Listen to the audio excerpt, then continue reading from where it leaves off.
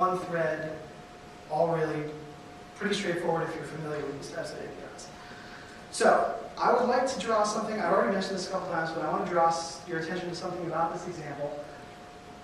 I have highlighted all of the special twisted APIs in the example, all of the magical things that we're doing to iterate over lists and make objects and whatnot. You will notice... But Glyph, you highlighted nothing. Thank you, Ned. I appreciate that you noticed that. The only twisted stuff here is a connection was made, some data was received, a connection was lost. All we're doing in the actual logic that's responding to those is we're making a Python list, iterating over it like in any other Python program. Put it a different way, at the risk of making the entire reference, twisted is not a beautiful and unique snowflake. It is the same decaying Python code as everything else. We are all part of the same complex file. And this is exactly what makes twisted powerful. It's all just Python objects. And this is actually the most frequently asked question we get on the twisted mailing list and IRC channel and everywhere. And I'm trying vainly to head off that question tonight. I know that I will fail, but the question boils down to, how do I call a method with an object? And once people realize that that's the question they're asking, it's obvious and they just go do it. But all of the ways in which multiple clients interact in Twisted and take data from one socket and put it into another, it's all just a question of, so there's some object with a Python API for putting data into a socket, and I need to get a reference to it and call a method on it. There's no magical configuration language for hooking things up. It's all just Python. Yeah? Does Twisted have this database access infrastructure?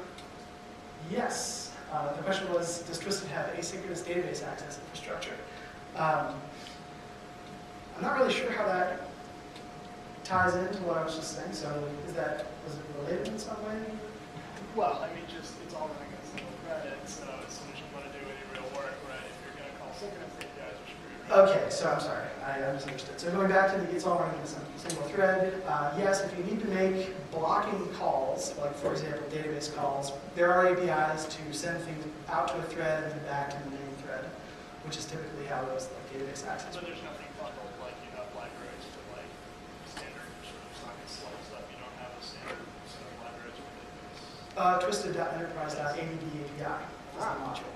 So yes, it's not the best. There are a couple different approaches to that problem, but as you know that in the database world, there's always at least 6 libraries for anything. So you have some stuff bundled specifically for databases. But that is kind of a problem that's general to any API, which is going to do some I/O block. There is also just specifically about databases, there's a third-party package called TX Postgres, which makes use of the Postgres API, client API, it's asynchronous stuff, so you get asynchronous database access without threads. So we're trying to push a little bit more of that kind of thing. There's not a lot of difference. So, you can instantiate a web server in Twisted, and it is just a Python object. You can instantiate an IRC server in Twisted, and it is just a Python object. You can create a DNS server, and it's just a Python object. And these are all the actual names that you have to import and roughly what you have to do. If you have a POP3 server, it is just a Python object. You may have noticed there were some asterisks in the titles there because it's not quite that easy. Each of those had kind of a dummy variable, which is something you'd have to implement if you want to actually implement that protocol, which is why I didn't stay on those slides and explain everything to you thoroughly. But it is still pretty easy. Every one of those fake placeholder objects in those examples is just a documented parameter. You can look at some Python API docs and it tells you here's the interface you need to implement it.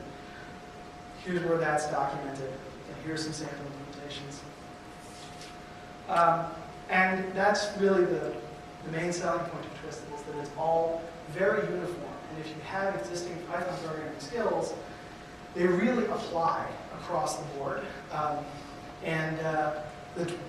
So it's mostly a matter of reading API docs, and Twisted's API docs are improving all the time.